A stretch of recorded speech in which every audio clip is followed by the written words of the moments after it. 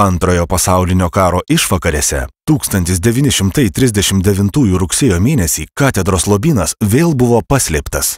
Slėptuvėje jis išbuvo apie pusę amžiaus. Visi, kas prisidėjo slepiant didžiausias katedros vertybės, paslaptį apie jų buvimo vietą nusinešė į kapus. Todėl paieškos, prasidėjusios jau 1962 metais, ilgą laiką buvo bevaisės.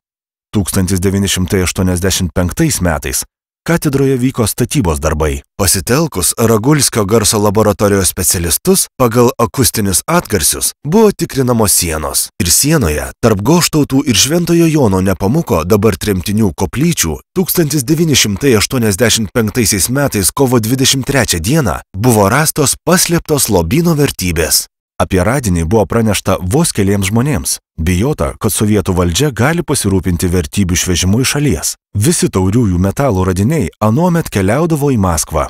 Buvo nutarta, kad tyla yra geriausia apsauga. Visi radiniai per vieną naktį buvo aprašyti, inventorizuoti ir perduoti Lietuvos dailės muziejui. Taip, paryčiais grįžom visi namo, dabar ką žmonom sakys, ai, sutarėm, ką nors, kokią nors pasakaitę.